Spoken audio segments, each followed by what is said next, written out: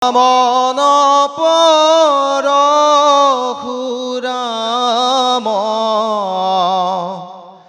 হৰিৰাম বৰা শ্ৰীৰাম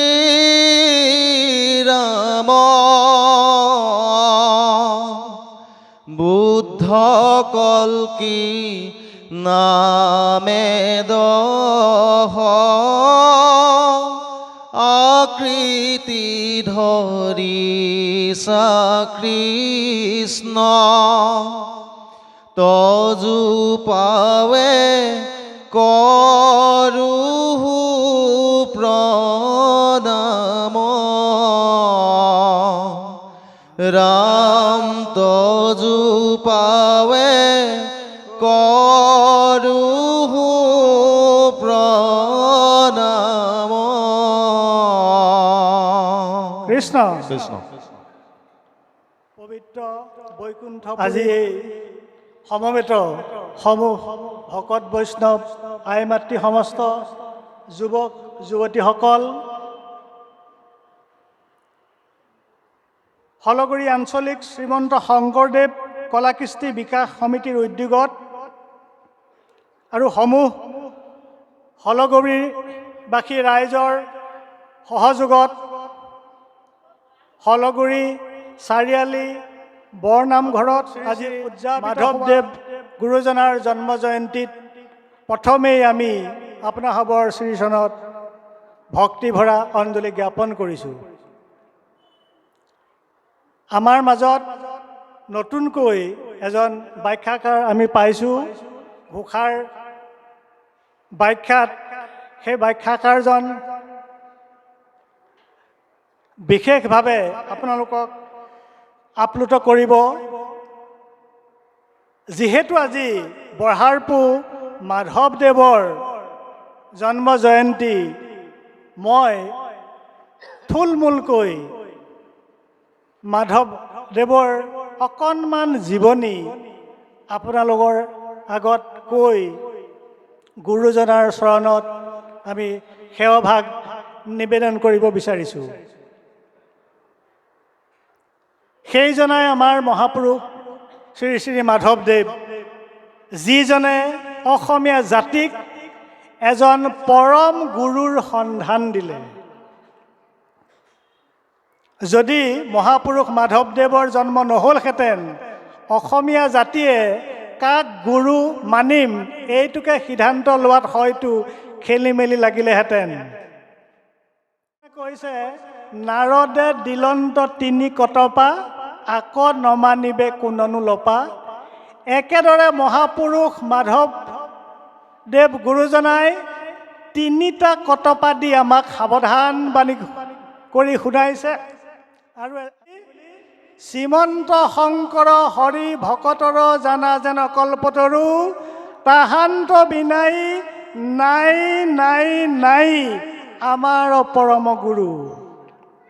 গতিকে মাধৱে দিলন্ত তিনি কতপা আক নমানিবে কোননো লপা। সেইজনেই মহাপুৰুষ মাধৱদেৱ।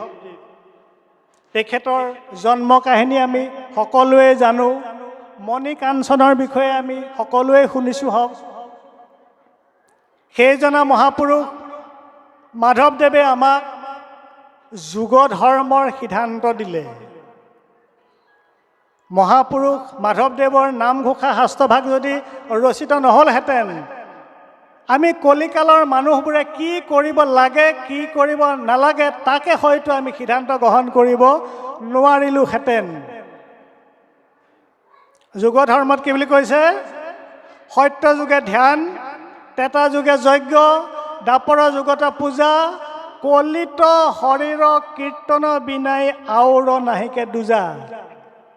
গতিকে কলি যুগত বোলে হৰি নাম কীৰ্তনৰ বাদে আন দ্বিতীয় এটা ধৰ্ম নাই, দুজা ধৰ্ম নাই।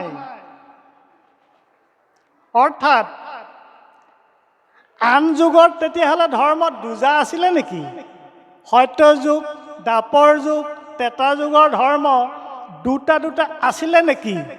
বোলে হয়, সেই তিনিটা যুগৰ ধৰ্ম দুজা আছিলে।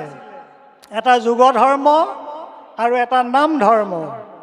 প্ৰথমতে সেই যুগৰ লোকসকলে যুগ ধৰ্ম পালন কৰিছিলে।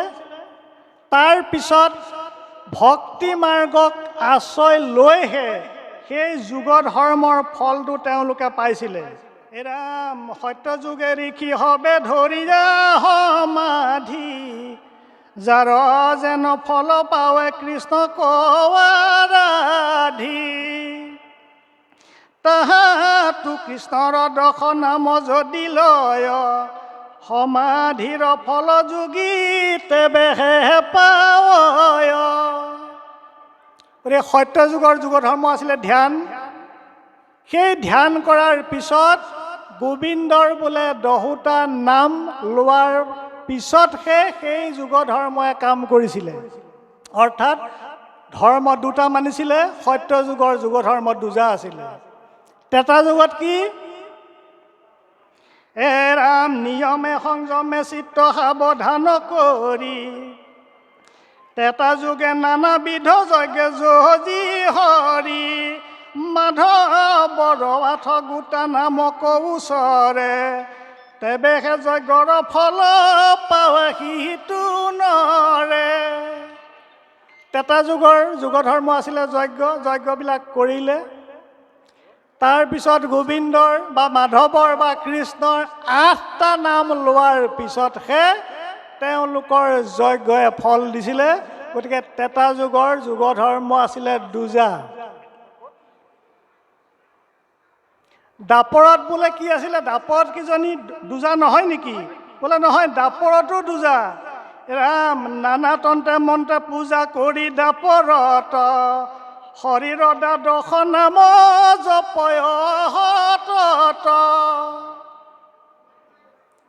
দাপৰত পূজা আমি সকলোৱে জানো, মুখস্থ আমাৰ। সত্য যুগে ধ্যান, ত্ৰেতা যুগে যজ্ঞ, দাপৰ যুগতে পূজা। বোলে পূজা কৰিয়ে হৈছিলে নে? বোলে নাই হোৱা। বোলে কি কৰিছিলে তাৰ পিছত? সেই পিছৰ কথাখিনি আমি নজনাৰ কাৰণেই খেলি মেলিটো লাগে। বোলে পূজা কৰিছিলে নিয়মে সংযমে, এনেই পূজা কৰিলে নহ'ব। নিয়মে সংযমে পূজা কৰি দাপৰত। তাৰপিছত কি কৰিছিলে? মাধৱৰ 12টা নাম লৈছিলে। তাৰ পিছতহে সেই পূজাই ফল দিছিলে। কিন্তু কলি যুগত আকৌ সেইটো নাই, 2 ধৰ্ম নহয়। মহাপুৰুষজনাই ঘোষাতে লিখিছে, ধন্য ধন্য কলিৰ লোকৰ মহাভাগ, সৰ্ব ধৰ্ম ঠেলি ৰাম নাম ভৈল আগ। আনকেইটা যুগত যুগ ধৰ্ম আগ আছিলে, নাম পিছত আছিলে। কলি যুগত সেইটো নহয়। ধন্য ধন্য কলিৰ লোকৰ মহাভাগ, সৰ্ব ধৰ্ম ঠেলি ৰাম নাম ভৈল আগ। কলিত কীৰ্তন যিটো কৰে হৰি নাম, তাৰ আৰু আচৰিবে নথাকিলে কাম। কলিত কীৰ্তনে মিলিবেক মহাভাগ, সংসাৰকত তৰি মাধৱক পাইবা লাগ। এই অমৃতময় বাণীসোপা যে আমাক দি থৈ গৈছে, এই কথাখিনি আমি নিজে বুজিব পৰা আমাৰ ভাষাতে মহাপুৰুষজনাই দি থৈ গৈছে। এইখিনি কাৰ কাৰণে লিখি থৈ গৈছে? বঙালী জাতিৰ কাৰণে লিখি থৈ গৈছে নেকি? মাৰোৱাৰী সম্প্ৰদায়, বিহাৰী সম্প্ৰদায়ৰ কাৰণে লিখি থৈ গৈছে নেকি? এইখিনি আমাৰ কাৰণে লিখি থৈ গৈছে।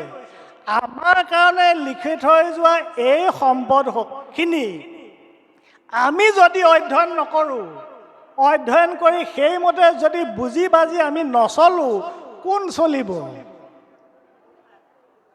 সেই প্ৰভু মস্ত মহাপুৰুষ মাধৱদেৱৰ গোটেই জীৱন চৰিত্ৰটো যদি আপোনালোকে অধ্যয়ন কৰে, 2 চকুৰে ধাৰাসাৰে আপোনালোকৰ লোটক বব।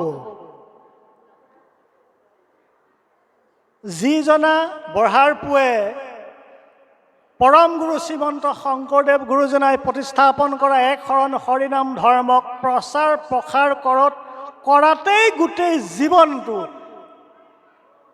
পাঠ কৰিলে।